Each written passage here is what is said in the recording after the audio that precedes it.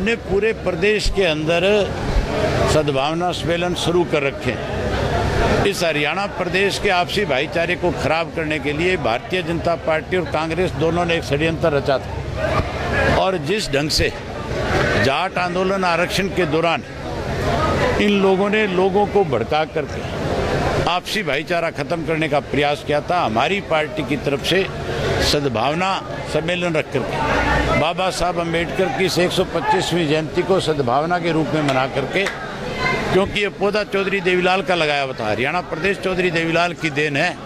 हमारी पार्टी कभी भी ये नहीं चाहेगी कि इस प्रदेश को कोई बर्बाद करे, इसलिए नए सिरे से लोगों का आपसी भाईचारा बने, इसके लिए हम नए सम्मेलन शुरू कर रहे हैं। मुख्यमंत्री की बात करिए, आपने 300 करोड़ की घोषणाएं कर रहे हैं और कमाल की बात नहीं है।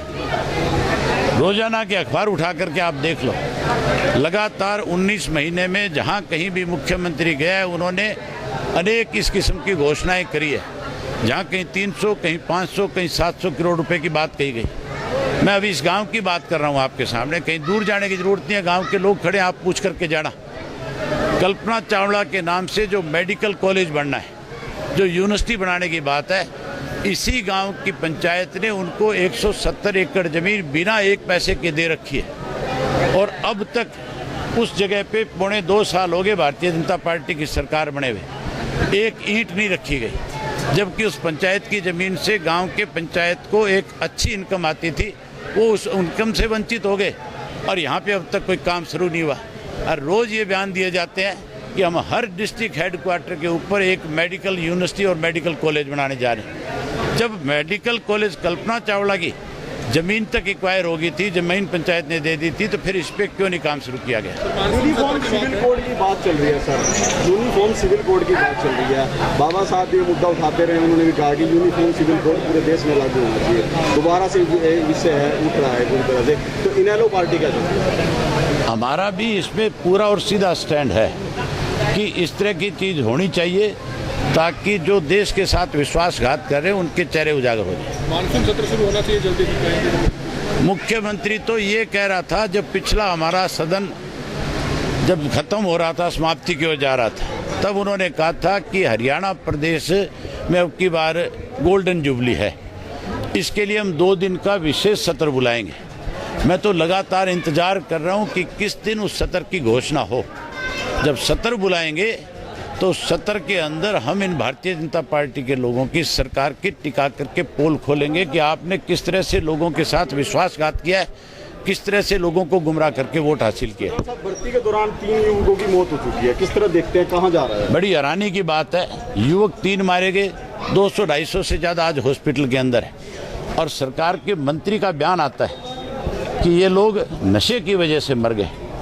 अगर पुलिस की भर्ती में कोई नशा खाने वाला जाएगा तो मान करके चलो वो 4 कदम भी नहीं दौड़ पाएगा। किस तरह से सरकार जो है उन नौजवानों के साथ खिलवाड़ कर रही है, उन नौजवानों के बेइज्जत करने का काम, ये किस तरह से हमारी नौजवान पीढ़ी पे ये आरोप लगाए जाते हैं सरकार की तरफ से। हरियाणा प्रदेश में पंजाब की तरह नशे का प्रचलन नहीं है।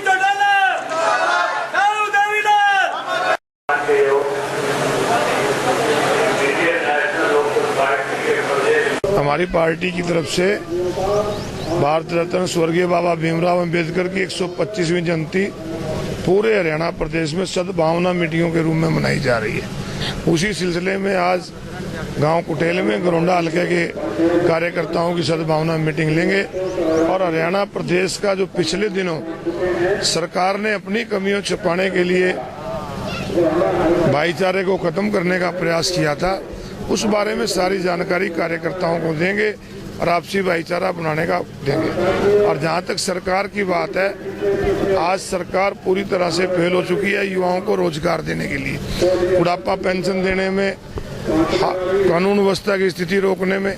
आज युवाओं का ये हाल है कि इतनी उमस भरी गर्मी में कुरुक्षेत्र के अंदर जो भर्ती चल रही है उसमें आप जाके देखें कि 15 से 20 हजार युवाओं को रोज बुलाया जाता है, और जिसमें रात के 2 बजे लाइन में लोग लगते हैं और सुबह 5 बजे 4 बजे उनकी दौड़ उमस भरी गर्मी में लगाते हैं, जिसमें 3 बच्चों की तो मौत हो चुकी है। हम तो ये कहना चाहेंगे कि सरकार को तुरंत ऐसा जो भर्ती आयोग इन्होंने बनाया हुआ है उसको रद्द कर देना चाहिए, और जो उनके मेंबर और चेयरमैन उनके खिलाफ FIR दर्ज करनी चाहिए। एनएलडी भी मांग करती रही कि जो सत्र होते हैं ज़्यादा से ज़्यादा बुलाए जाने चाहिए, ताकि विपक्ष को और जनता तक जो है सरकार के जितने भी विकास कार्य हैं वो बुलाए जा सकें, चर्चा होनी चाहिए, तभी पार्टी चले पाएगी। निश्चित रूप से हरियाणा प्रदेश में सत्र बहुत कम होते हैं। हमने हमेशा मांग करी, हमने तो यहाँ तक भी कहा था कि इसको रूल्स में डाल देना चाहिए कि मिनिमम इतने दिन सत्र होगा, क्योंकि एक दूसरे पे आरोप लगाते हैं आपने कम करे थे, आपने ज्यादा करे थे। तो अगर रूल्स में डाल देंगे तो उसमें किसी को दिक्कत नहीं होगी, वो फिर सबके लिए बराबर होगा।